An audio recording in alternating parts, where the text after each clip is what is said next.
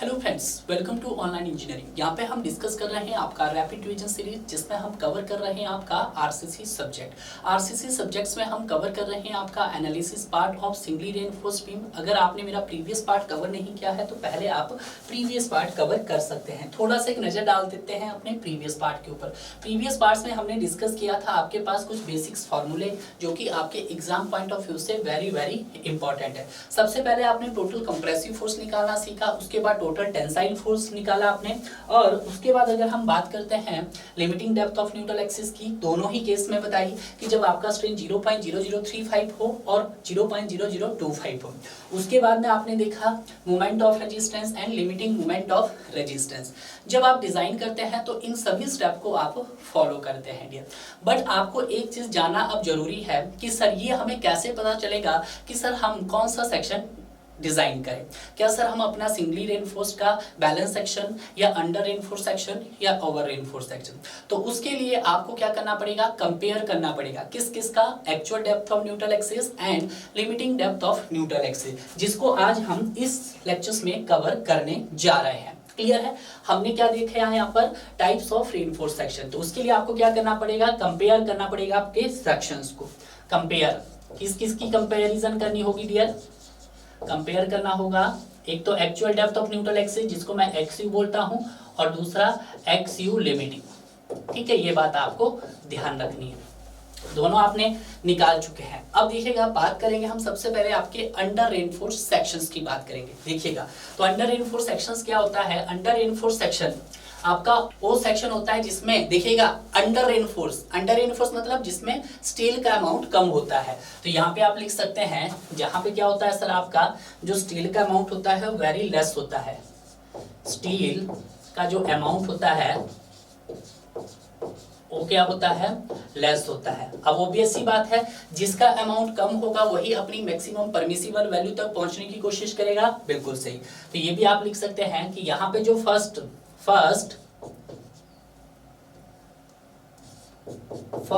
Stealth reach, यहाँ पे क्या होगा, आपका स्टील रीच करेगा मैक्सिमम परमिसिबल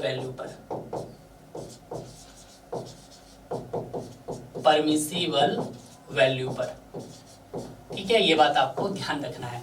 अब देखिएगा, स्टील फेल हो रहा है, और स्टील किस टाइप का मटेरियल है सर, ब्रिटल मटेरियल है। ठीक है, जिसमें कम होगा उसी में फेल होगा आपका। तो बिल्कुल, तो यहाँ पे लिख सकते हैं कि यहाँ पे ब्रिटल फेलियर देखने को मिलते हैं। क्या देखने को मिलते हैं, ब्रिटल फेलियर। ठीक है, और सर फेलियर का नेचर कैसे होता है, सडन फेलियर होता है या अपने फेल होने से पहले वार्निंग देता है? तो देखिएगा, यहाँ पे जब स्टील का अमाउंट कम है तो ये यहाँ पे क्या होता है, सडन फेलियर नहीं देखने को मिलता है, फेलियर होने से पहले आपको वार्निंग दे देता है। फेलियर बिफोर वार्निंग, ये आप लिख सकते हैं। अगर आपका क्या है सर, आपका अंडर रेनफोर्स सेक्शन है। मैथमेटिकली देखते हैं तो अंडर रेनफोर्स सेक्शंस क्या होता है कि x you less than x you limit होता है। ठीक है, तो उस केस में हम उसको क्या बोलेंगे सर, अंडर रेनफोर्स सेक्शन। उसके लिए आप इन दोनों का कंपेयर करना पड़ेगा। ठीक है, तो इस टाइप के सेक्शंस को हम क्या बोलते हैं सर, अंडर रेनफोर्स, URS बोलते हैं। और ये जो सेक्शन होता है किसके लिए डिजाइन किया जाएगा सर, एक्स यू लिमिट के लिए डिजाइन किया जाएगा। सॉरी, एक्स यू के लिए डिजाइन, एक्स यू लिमिट के लिए नहीं, किसके लिए, एक्स यू के लिए, क्योंकि एक्स यू क्या है आपका, छोटा है। क्लियर है? तो अब हम यहाँ पे क्या देखेंगे, इसका सर मोमेंट ऑफ रेजिस्टेंस देखेंगे। तो मोमेंट ऑफ रेजिस्टेंस मैंने प्रीवियस में आपको बताया था, थोड़ा सा आप देखिएगा कि प्रीवियस में हमने क्या किया था। मोमेंट ऑफ रेजिस्टेंस में total compressive force into lever arm, compression के केस में भी निकाला था और टेंशन के केस में भी निकाला था। यही सबसे बड़ा सवाल है, जब आपका अंडर रेनफोर्स सेक्शन है तो मोमेंट ऑफ रेजिस्टेंस आप किसके रिस्पेक्ट में निकालेंगे, कंप्रेशन के रिस्पेक्ट में निकालेंगे या टेंशन के रिस्पेक्ट में निकालेंगे? आपका जो सेक्शन है वो किस में फेल हो रहा है सर, वो फेल हो रहा है स्टील में, तो हम स्टील के रिस्पेक्ट में निकालेंगे। स्टील बोले तो हम टेंशन के रिस्पेक्ट में बात करेंगे। क्लियर है? तो बिल्कुल सही।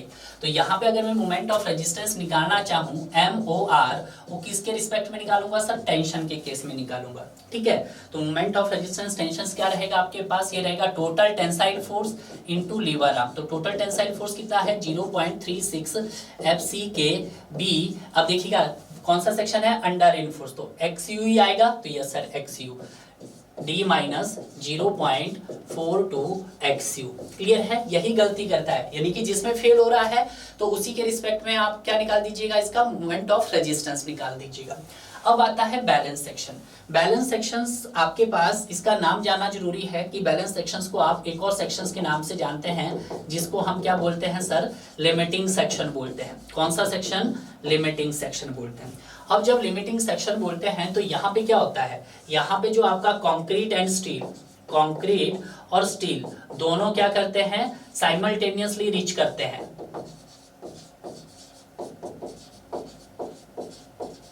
साइमल्टेनियसली रीच करते हैं अपनी परमिसिबल वैल्यू पे।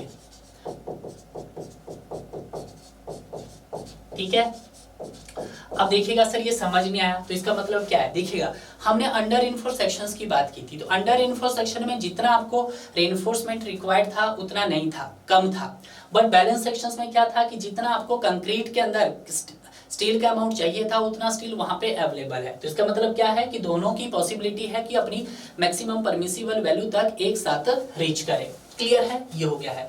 इसी केस में अगर मैं क्या निकालना चाहूँ, अब आपका मोमेंट ऑफ रेजिस्टेंस निकालना चाहूँ। अब देखिएगा दोनों एक साथ रीच कर रहे हैं तो इसी कंडीशन में आप कंप्रेशन के रिस्पेक्ट में भी निकाल सकते हैं और टेंशन के रिस्पेक्ट में भी निकाल सकते हैं।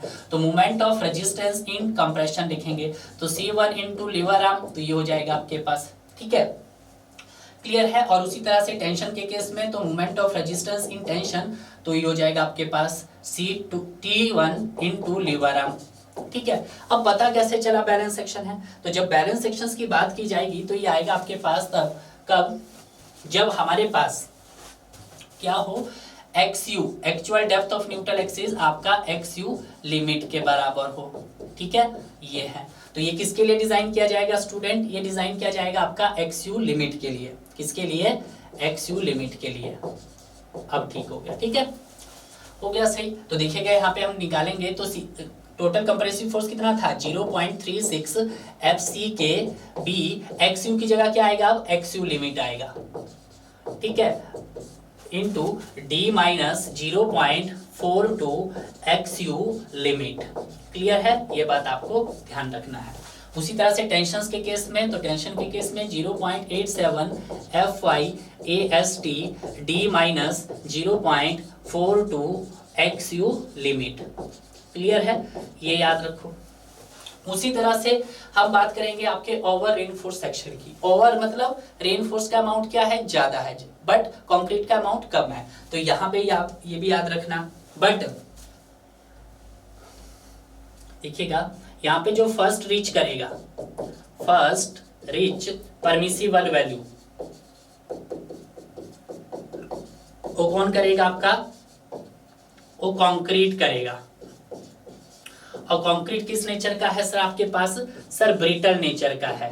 तो यहाँ पे ये कम है तो ब्रिटल फेलियर बोल सकता हूं मैं सर, यस सर। अब जब कोई चीज ब्रिटल है तो आपको किसी भी प्रकार की वार्निंग नहीं देती। हालांकि ये बिफोर फेलियर क्या देता है आपका, अंडर रेनफोर्स सेक्शन वार्निंग देता है, बट ये किसी भी तरह की वार्निंग नहीं देता। नॉट सडन फेलियर आते हैं यहाँ पे, ये लिख दो सडन फेलियर।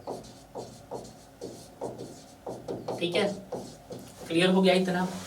सडन फेलियर आते हैं क्योंकि इसमें क्या है आपका रेनफोर्समेंट का अमाउंट ज्यादा है और कंक्रीट कम है डियर। क्लियर है, तो यहाँ पे भी जो हम मोमेंट ऑफ रेजिस्टेंस निकालेंगे MOR। अब देखिएगा किसमें फेल हो रहा है वो, कंक्रीट में। तो किसके रिस्पेक्ट में बात करेंगे, कंप्रेशन के केस में बात करेंगे। मैथमेटिकली देखना चाहें तो ये क्या होगा सर, जब XU actual depth of neutral axis, XU क्या होगा आपके पास, मोर देन XU लिमिट होगा, तो उस कंडीशंस में उसको बोला जाएगा ORS। और ये किसके लिए डिजाइन किया जाएगा सर, XU लिमिट के लिए किया जाएगा। तो यहाँ पे बनेगा moment of resistance in compression, total compressive force 0.36 FC के B, XU की जगह XU लिमिट आ जाएगा, D माइनस 0.42 XU लिमिट।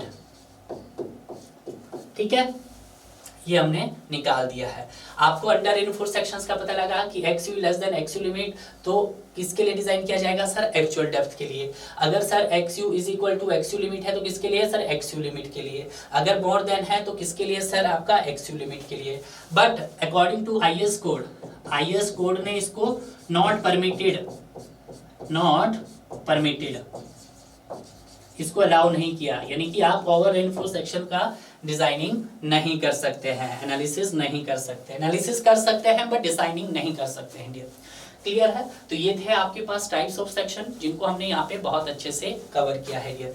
थोड़ा सा मैं कल का टॉपिक भी आपको बता देता हूँ कि नेक्स्ट क्या रहने वाला आपका, to determine the area of stream. ये कैसे देखिएगा, यहाँ पर आपने क्या है सर एएसटी तो निकाल दिया, सिंपल एएसटी निकालना तो आ गया number of bar into area of the cross section से, यानी कि n into π/4 d square. But इसके अलावा भी आपके पास बहुत सारे फॉर्मूलेज हैं जिनको हम आपके नेक्स्ट लेक्चर्स के अंदर कवर करेंगे डियर। क्लियर है?